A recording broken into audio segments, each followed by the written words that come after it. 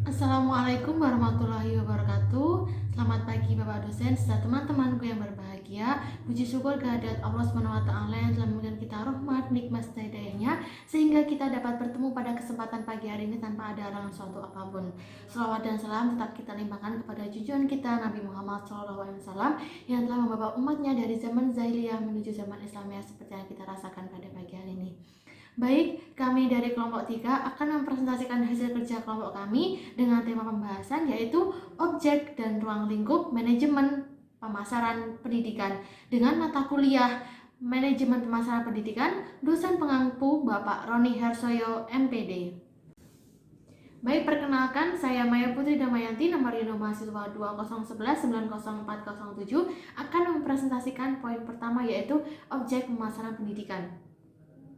Berbicara mengenai objek pemasaran pendidikan, menurut Kamus Besar Bahasa Indonesia, objek sendiri adalah benda atau seseorang yang diteliti, diperhatikan, dan sebagainya.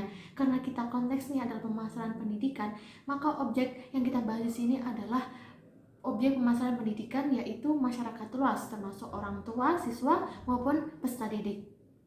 Nah, di mana lembaga pendidikan harus menekankan layanan terbaiknya untuk menarik siswa baru. Melalui apa? Melalui promosi jasa pendidikan. Sekolah perlu meyakinkan masyarakat, termasuk peserta didik, orang tua, kemudian lembaga-lembaga yang berkaitan, bahwa lembaga pendidikan yang kita promosikan itu masih eksis. Nah, agar dapat mempertahankan eksistensinya, maka lembaga pendidikan harus aktif memberikan informasi terkait sekolah tersebut. Nah, sehingga apabila informasi itu dapat diterima masyarakat, informasi itu dapat mempengaruhi masyarakat, dengan secara langsung masyarakat akan berminat untuk menyekolahkan anak-anaknya di sekolah tersebut. Nah, menurut Nicholas et al. Dalam Kusmawati tahun 2013 menjelaskan bahwa pendidikan tinggi bukanlah suatu produk, namun layanan dan pemasaran jasa cukup berbeda dengan pemasaran produk. Nah, di sini sasarannya di mana pemasaran pendidikan itu terletak pada kualitas pendidikan tersebut. Bagaimana sekolah tersebut dapat menarik minat siswa baru agar mendaftar di sekolah tersebut. Membahas mengenai objek pemasaran pendidikan, maka akan berhubungan dengan adanya promosi jasa pendidikan yang tepat. Nah, adanya promosi di sini juga ada sasaran yang tepat. Nah, melalui media kegiatan yang berhubungan dengan masyarakat perlu dilaksanakan sekolah, baik dalam kegiatan eksternal maupun internal. Kegiatan eksternal ini dapat dilakukan secara langsung maupun tidak langsung.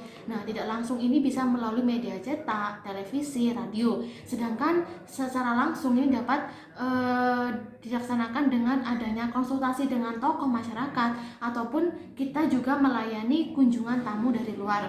Nah, secara internal bisa dilaksanakan dengan adanya publisitas dalam lingkup sekolah tersebut. Nah, sasarannya adalah para guru, kemudian para tenaga administrasi, tata usaha, dan para siswa. Nah, sekian presentasi dari saya. Untuk poin selanjutnya akan dijelaskan oleh teman saya.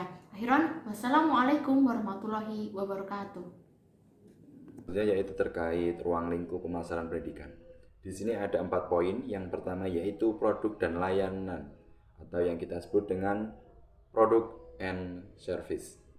Jadi elemen ini berkaitan dengan sifat dan jenis produk, kemudian kualitas dan desain produk, kemudian perencanaan dan pengembangan produk.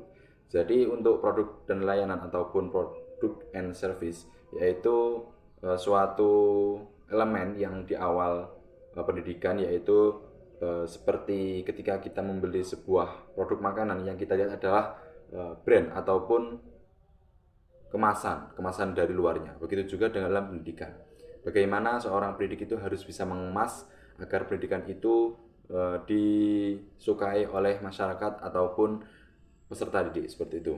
Yang kedua yaitu riset pemasaran.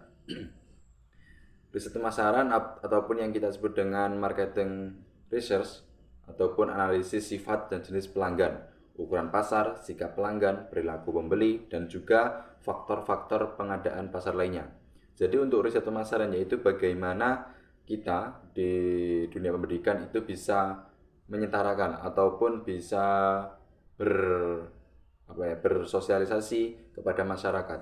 Otomatis untuk masyarakat yang satu dengan masyarakat yang lain itu berbeda pemikiran. Jadi bagaimana kita pembawaan terkait bagaimana kita memasarkan pendidikan itu kepada masyarakat agar pendidikan itu dapat diterima oleh masyarakat. Kemudian yang ketiga yaitu saluran distribusi. Dalam saluran distribusi yaitu jalur pemindahan yang dilalui oleh suatu produk dari produsen ke konsumen. Nah, ini juga berkesinambungan dengan poin yang kedua tadi, yaitu bagaimana kita dapat memasarkan ataupun dapat mengenalkan bahwasanya pendidikan itu seperti ini kepada masyarakat awam yang belum mengetahui terkait pendidikan yang akan kita bawa, seperti itu. Yang terakhir yaitu distribusi fisik. Nah, distribusi fisik yaitu mencakup terkait transportasi, pengadaan pergudangan, kemudian pengendalian dan juga manajemen inventaris dan pemrosesan pemesanan. Nah, dalam dunia pendidikan, distribusi fisik ini yaitu terkait sarana dan prasarana yang ada di sekolahan kita. Jadi, bagaimana kita melengkapi sarana dan prasarana itu akan mempengaruhi terjaringnya peserta didik yang akan masuk ke sekolahan yang kita ampu, seperti itu. Nah, mungkin cukup itu terkait penjelasan mengenai ruang lingkup pemasaran pendidikan. Selanjutnya akan disambung oleh teman saya. Sekian, wassalamualaikum warahmatullahi wabarakatuh.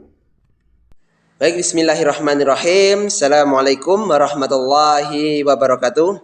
Sebelumnya perkenalkan, nama saya Kiki Rada Bayu Yulismanto dengan nomor induk mahasiswa 201190390. Di sini saya akan melanjutkan presentasi dari teman saya, yaitu Mas Diki Anggara Putra, yaitu mengenai ruang lingkup pemasaran pendidikan.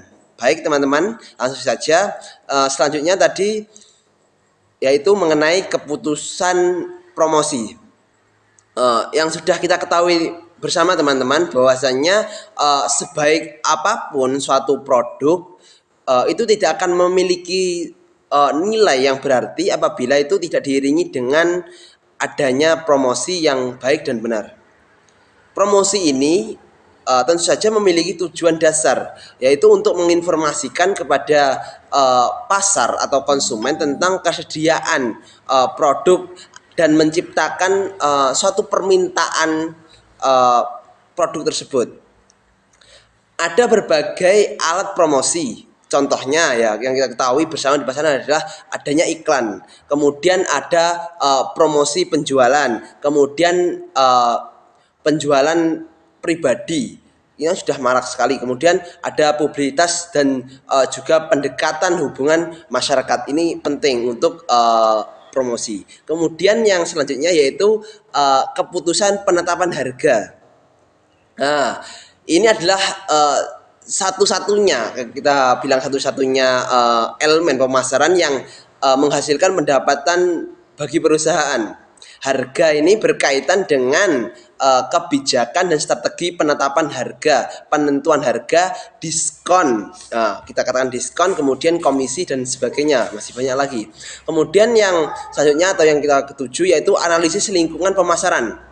Analisis lingkungan ini merupakan salah satu elemen yang katakanlah hal yang paling urgent atau yang penting dalam manajemen pemasaran. Karena berbagai faktor mikro maupun makro itu harus dipelajari sebelumnya untuk memahami kekuatan, kemudian kelemahan, peluang, dan ancaman pada produk dan layanannya. Kemudian analisis lingkungan ini bukan hanya dapat membantu perusahaan, tapi juga bisa merumuskan strategi yang baik dan yang paling efektif digunakan untuk pemasarannya.